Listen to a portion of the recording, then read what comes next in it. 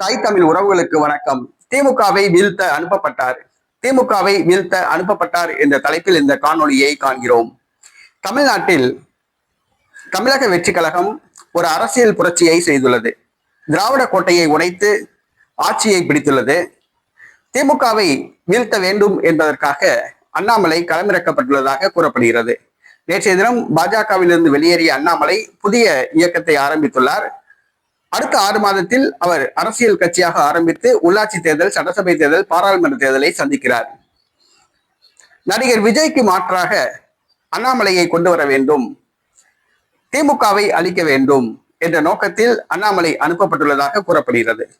மு.க.ஸ்டாலினுக்கு பிறகு உதயநிதி கட்சிக்கு தலைமை ஏற்றாலும் கூட மக்கள் மத்தியில் அவருக்கு செல்வாக்கு கிடையாது.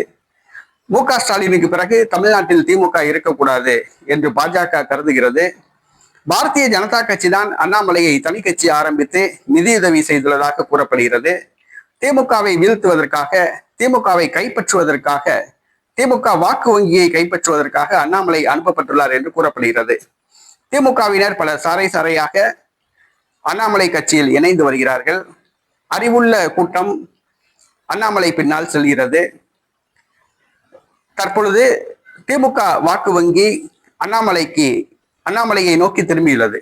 உதயசூரியனுக்கு ஓட்டு போட்டவர்கள் அண்ணாமலையை நோக்கி பார்க்க ஆரம்பித்துள்ளார்கள். ஆக திமுக வாக்கு வங்கியை அண்ணாமலை உடைக்கின்றார், திமுகவை அண்ணாமலை கைப்பற்றுகின்றார் என்றே சொல்லலாம். தற்பொழுது திமுகவை வீழ்த்தவே அண்ணாமலை அனுப்பப்பட்டுள்ளார் என்று கூறப்படுகிறது. அண்ணாமலை நேற்று ஒரே நாளில் 11 லட்சம் பேர் உறுப்பினராக சேர்ந்துள்ளார்கள். இன்னும் ஒரு சில நாட்களில் 50 லட்சம் பேர் உறுப்பினராக சேர்வார்கள் என்று எதிர்பார்க்கப்படுகிறது. எதிர்பார்த்ததை விட அண்ணாமலைக்கு நல்ல வரவேற்பு உள்ளது என்பது குறிப்பிடத்தக்கது.